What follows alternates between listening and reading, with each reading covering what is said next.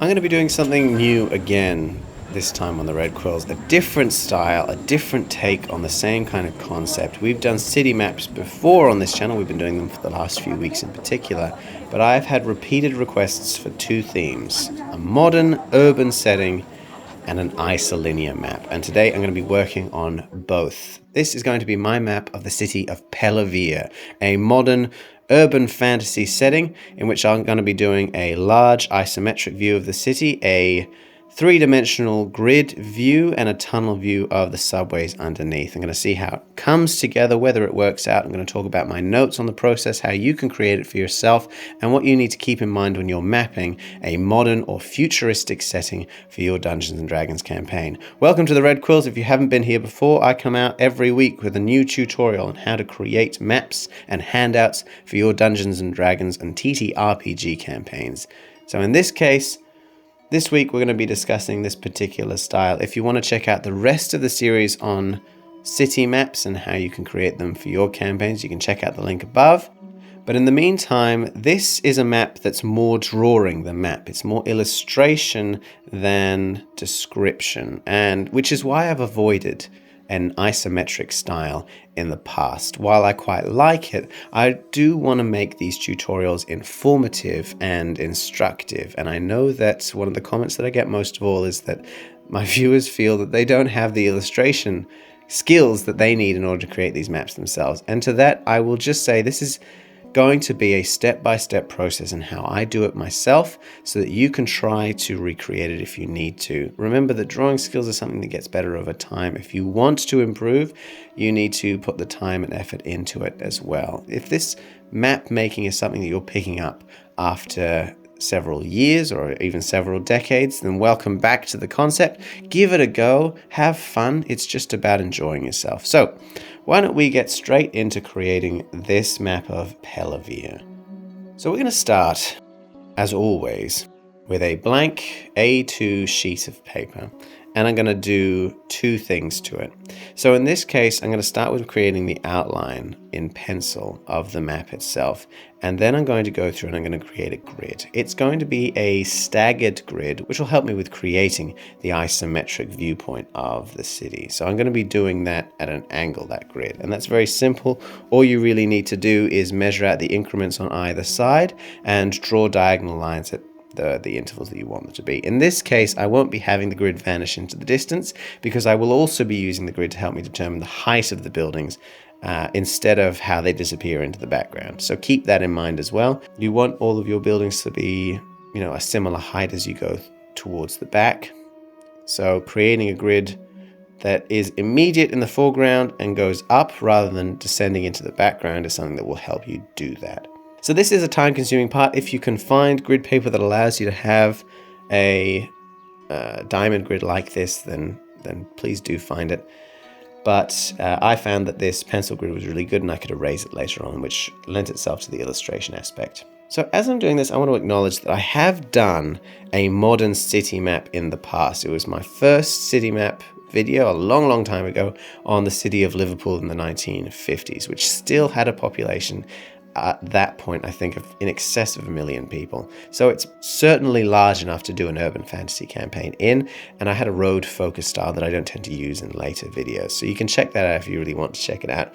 In this case, what I'm going to be doing, rather than doing the top-down view of any of them, is I'm going to choose a particular viewpoint, and I'm going to be around that viewpoint for the entire map. So in this case, on the left-hand side, I'm doing the nice big pictorial reference of the center of the city. It has the main central monument, which is called the Moment, the large buildings around it, which are the government buildings and the major corporations.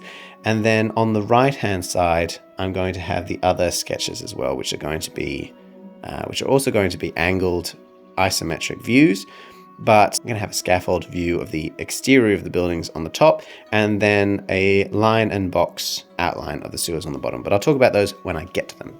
As I'm going through this, let's talk about the first consideration you need to take into account when you're making an urban fantasy map, which is how advanced is the city that you're going to be exploring.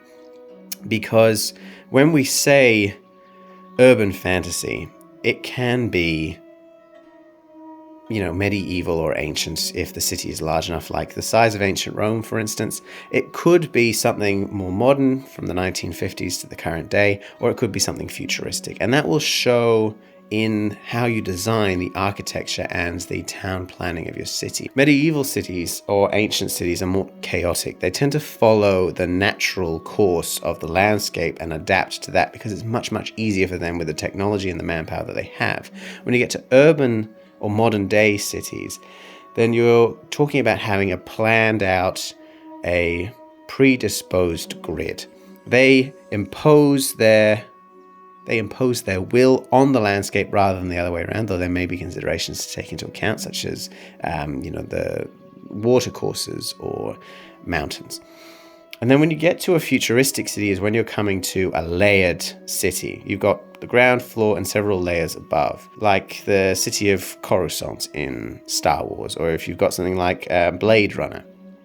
Those are cities that have an underlayer and an overlayer, and you can add more there. And if you want an idea of how to do that, you can check out the vertical cities map that we talked about. We didn't really talk about how to do it in a modern fantasy setting, but the ideas are still applicable. So the differences between those three, the medieval, the urban, and the futuristic cities, apply to other aspects as well. So the size of the city will change as you go through. And a large city, a huge city in the medieval era, it was, 500,000 people. There were perhaps larger cities than that, but that was still a very large city. In the modern day, if we go, for a very large city, it's talking, 5 million people. There may be cities with more than that. You could go as high as 50 million people, and we're talking about an enormous superstructure. But in the future, you want to talk about a city that requires you to level, that requires you to pack people into one location, even as many as 5 billion people in one place. And this city would expand to the farthest horizon and up into the sky. We've talked about the layout and how you can bring those in. All kinds of cities, transport is something that you need to take into account as people get from place to place, from their place of abode to their place of work. You need to talk about, in medieval cities, you've got roads and canals. You have those as well in urban cities, but you've added new concepts on as well, like rail or airships. And in futuristic cities, you have everything from the previous and more, possibly flight on teleportation.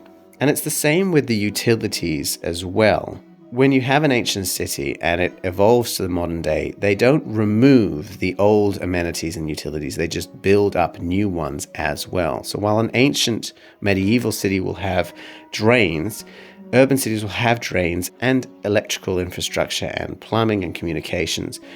And then the futuristic city will have those, as well as, more significant power structures, matter fabrication or reclamation structures, as well as the drains that they would need to have. The practical aspects of having a city don't go away in the future, particularly if it's raining all the time, #Blade Runner, but you need to take into account the new requirements as well as the old requirements. When you're creating these cities, here's a couple of ideas of the landmarks that you can put in to differentiate them. So a medieval city will have cathedrals or palaces. Urban cities will have the major landmarks be things like stations or skyscrapers. Futuristic cities will have space stations or hollow stadiums, massive gatherings of people in one place for transportation purposes or entertainment purposes. So, as you can see, I've gone through now and I've outlined the exterior of the buildings. What I'm going to do with this isometric view, as I've done in previous maps, is I'm going to use several thicknesses of fine liner pen. So I've outlined the buildings in a 0.6 millimeter black fine liner. I'm going to go through after that with a 0.4 millimeter and do the interior details. The last level of details I'll do in a 0.1, and then I'll do some shading in a 0.05. So that I've got so many different thicknesses of pen that will apply to make it more pictorial, make it look a bit better. And if you want yours to really stand out, thicknesses in having different thicknesses in your pens will go a long way to increasing how good or aesthetic your version of this map will look. When you're creating a city like this as well, it's important. I talked about the viewpoint that we chose earlier on, but remember to focus on what's important in the city, somewhere that your players will return to over and over and over again, or they will focus on as the the crux of your campaign, of your story. So in this case, it's the city center, it's the massive monument, but you've got the government buildings and the corporations. In this case, when I'm creating the city of Pelivere, what I'm making is a setting in which corporations have massive control over the society. So they have an ownership over their workers. They have to house and feed their workers. It's a sort of neo-feudal system in which the corporation is responsible for its workers, but the workers have very little choice but to work for those corporations. And so I wanted to reflect that. When I chose this view of the center of town, it has the major corporations there, but it also has the government. And it gives you an idea of how it's laid out, of the canal structure of the city, and all the different architectural styles that it brings into consideration. So let's talk about exploring these kinds of places, because this is a very official part of the city. It's very controlled, it's very monitored, it has a lot of security around it, but there are different kinds of spaces that you can find in fantasy campaigns of all kinds, and in particular in urban fantasy. So rather than having the wilderness that you would have in a medieval location, in an urban fantasy campaign, you've got to think about the spaces, instead of being natural versus artificial, as being intended or unintended. So an intended space is created, it's built for a specific purpose, it's official. Unintended spaces are unofficial, they're illegal, or they're clandestine, or just accidental. So intended spaces have official or legal purposes. They're generally sponsored by a group of people, a corporation or the government, and they're open to the public. Unintended spaces are secret or forgotten. They're illegal, or they have an antipathy towards authority. So the intended places are the places and the events, the sites that are condoned, they're encouraged, they're paid for by the city and the government, by taxes or by corporations, because only large sums of money can fund the works like this. It represents the future that is officially desired by the people. Whereas an unintended space implies the critical or the rebellious parts of society, the vermin, the people who want to be unseen or sow dissent, who are unhappy with the view that is held by the majority. It's the undercurrent, the ugly anger of the downtrodden. And that's a really core part of any urban campaign, is that dissent between the official view and the unofficial view, the government and the rebellion. So now you can see I'm moving on to the next part. I've done the view on the left-hand side, and now I'm moving into this scaffold, this 3D structure, which I've drawn in the style to be reminiscent of a computer program. Again, it feels quite modern. In the end, I'll be honest, it's a little confusing to look at. I might tweak it in future versions. Overall, it does give the impression that I wanted it to give. But if you want to change it up for your own map, I wouldn't blame you. It's good, but it's not as good as I want it to be. But that style of having a thin, fine liner pen doing the exterior of the buildings to show the shape of them and where they sit in relation to one another, so you can see through them, you can see how the ground is laid out as well as how tall the buildings are, so you have a three-dimensional understanding, is the only real way to show both. This is the only way I could think of to show the height of the buildings as well as the depth of the buildings, to show a ground view and the skyline at the same time. So let's talk more about those intended and unintended spaces. I want to talk about how you can bring them into the different layers of your city, how you can have them role-played in the different gatherings, and the icons, the significant places in your society. Because if you're having a campaign in a modern urban setting and you're discussing the difference between what's official and what's unofficial, what's government versus what's rebellion, you want to take these into account. The intended places in the layers of the basements and the storages and the subways, the high-rise towers, the roofs, places that are still built to be a part of this structure but are generally used for storage. They're only one step away from where the majority of people will walk. Whereas unintended places are, as I mentioned before, the forgotten parts of society that will still need to be there practically to make the city run, but they've existed for decades, if not centuries, and they tend to be forgotten because they're not glamorous. Sewers or undercities, rooftops, places and parts of the city that exist outside of the purview of the government. They didn't build it, they rely on it. When you go into gathering places, it's not just gatherings individual, but places where people should be gathering. The official places of that kind of thing are like town halls and stations or entertainment studios or stadiums. In this case, I've got a hollow stadium. You can have real stadiums, you can have sports centers. It's really up to you. That's where people are intended to gather, and generally it's around a particular function. So stadiums are around the sportsmen, but stations are around the trains, and they're generally accepted to be gathering places because people want to say hello or say goodbye. But there are unintended gathering places as well. Any large space can be used as a gathering area, like the alleys and the tunnels, the forgotten places, like abandoned halls or docks or warehouses, things that the city requires to run but often forgets about. And then that brings us to the icons. If the gathering places are where large numbers of people can come together, then the icons are what they gather around. Icons are things like parks and statues or theatres and arenas, libraries or colleges, monuments to what they are supposed to be representing as a society. Values or ethics or morals or knowledge or power. Whereas the icons of the undercurrent, the unintended or clandestine parts of society are things that represent anti-authoritarianism, graffiti or anarchy, places of significant rebellion, places where massacres happened under the government's purview, or derelict or forgotten buildings. They represent the repression or hope of the forgotten aspect of society. So you can see I've done the undercity as well while I was talking about that.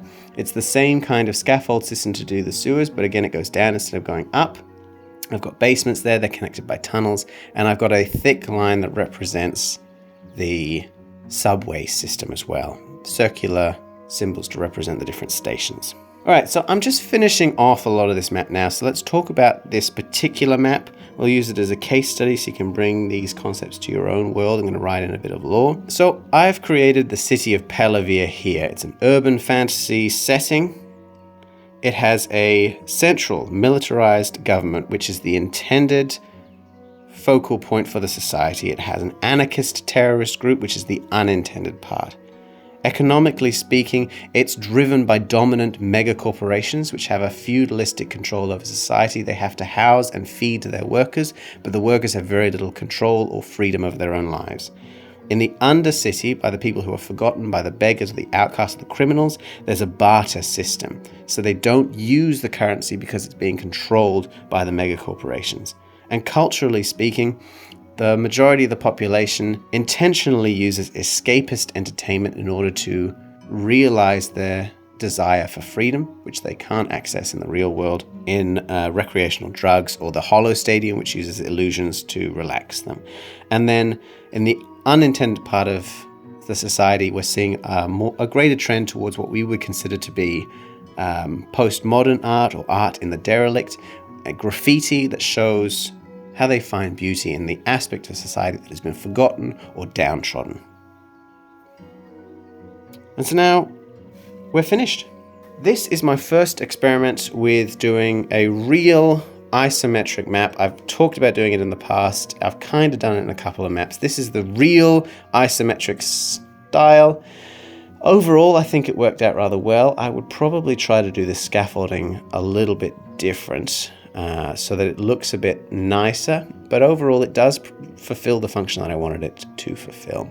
I hope that you enjoyed this tutorial. If you did find it helpful, let me know. Give us a like or a subscribe. You can download this map on the Red Quills Patreon for free.